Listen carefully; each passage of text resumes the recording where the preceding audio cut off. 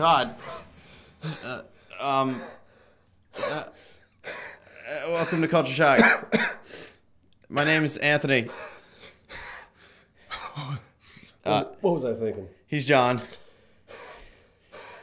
I'm out of shape.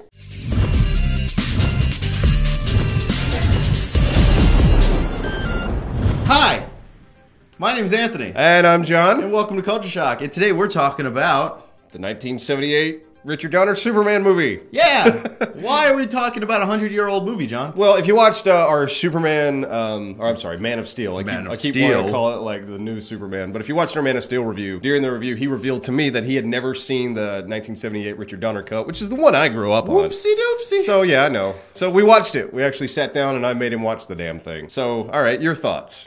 Oh, my God. From your perspective. Well, it's one of the best comedies I've seen in a while. It's pretty funny. It's funnier than even the Avengers. I don't think it was intentionally funny. 30 years later, or is that how long? Like 40 years later. Lots of time has passed since that movie came out. And does it hold up? Story-wise, it created the stereotypes of Superman and comic book movies. Because it was the first one. Right. So I'll give it that. It was fun. It was interesting. I get the flying effects were cool when it first came out, but... some of them still work. I was kind of surprised by... Some of them. Yeah, some of them. Not all of them, but I was genuinely surprised watching the movie because I thought everything was going to look horrible. But there's some of the stuff that I was like, wow, I was impressed by the sci-fi stuff. Yeah. Like Krypton, all the glowing suits and the miniatures there. See, like the miniatures that weren't Earth, I bought... because they were really cool. I'm a big fan of practical effects. I love going back and just looking at practical stuff and being like, oh, how'd they do that? Yeah, works very well in the sci-fi universe. In the sci-fi it does, but Earth, a lot of the stuff like the little boulders falling down the... Right, yeah, it just looked like they just pushed dirt off. That's what they did! And yeah, it was a big model. All right, pour the cup of water down the waterfall. Rolling. Oh no, the town's flooding. But I mean, that was the first time a movie-going audience had seen that type of scale. As far as like they had grown up watching the George Reeves Superman show, which was just always Superman shows up, beats some robbers, and then takes off. But so this was like the first movie that people got to see that took Superman to this scale of being like this big epic blockbuster. Yeah. So nobody had ever seen that before. Like, it is revolutionary for the time it came out. For the time it came out, yeah. It was. I think that was when they really pioneered green screen or blue screen, I think. Blue screen, green screen. Yeah, one of the screens. Yeah. How'd they even do that? Did they have computers to put that into? I would have to go back and look. I think they actually had film, and then they had the superimposed film on film. Yeah, no, we're spoiled today, man. What the fuck? Yeah, I mean, that's the thing. That little bullshit intro we created at the beginning, that was done in what? 15 minutes? Oh, come on, it took you longer than that. Give 20 yourself minutes? Credit. No, give yourself credit. 21 minutes? No, come on, it took a couple hours. It took like an hour or so, but yeah, I mean, that, and last week we did flying effects, and they were better than that. But, at the time, and speaking of the time, there was a couple of things in this movie that I think at the time were a little more PC. Right. That was my big surprise, because it's been a while since I've seen this movie. I love this movie. I watched it as a kid. I still love it. But yeah, there's some things in this movie that really make you question your sanity when you're watching. There is a lot of rape. There's a ton of rape. There's so much rape in the Superman movie. I didn't see it. No one my God. And you don't. And trust me, I'm not lying to you. It's there. It's there. Let's start. All right, let's count them down. What was first off? Lois Lane goes into the Daily Planet, talking to the publisher guy. Yeah, the main that's guy. right. This is when it starts. She's talking to Perry White.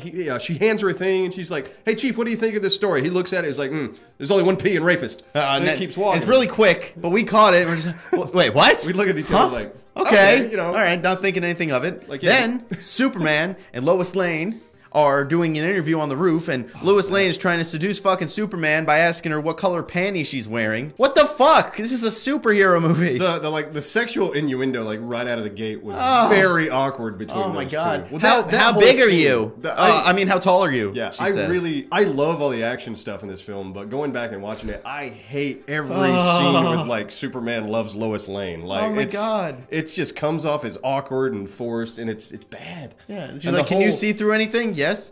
What kind of underwear am I wearing? Oh, well, I can't see through lead, and then she moves pink. Oh, pink. Do you like pink, Superman? I like pink very much. Then, the next rape scene...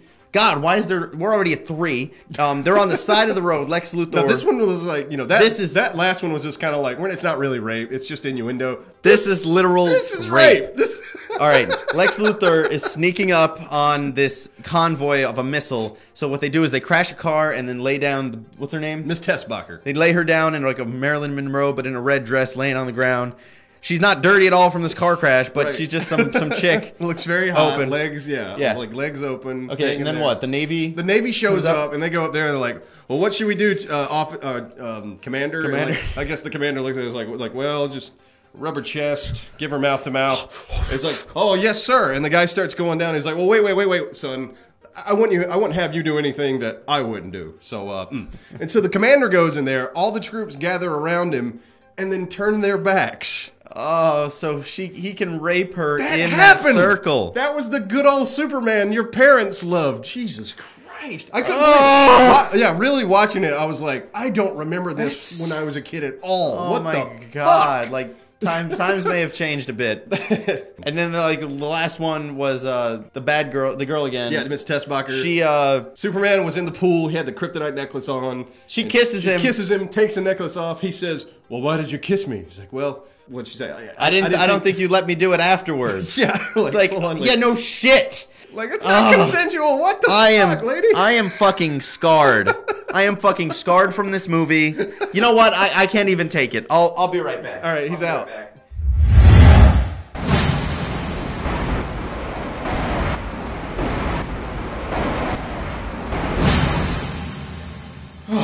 All right. What'd you do? I feel better.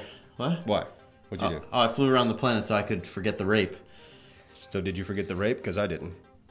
Oh, God. So why'd you fly around the planet? I thought it would work. Why would that work? I thought it would. Superman did it. I thought it would work. No, that's just really fucking stupid.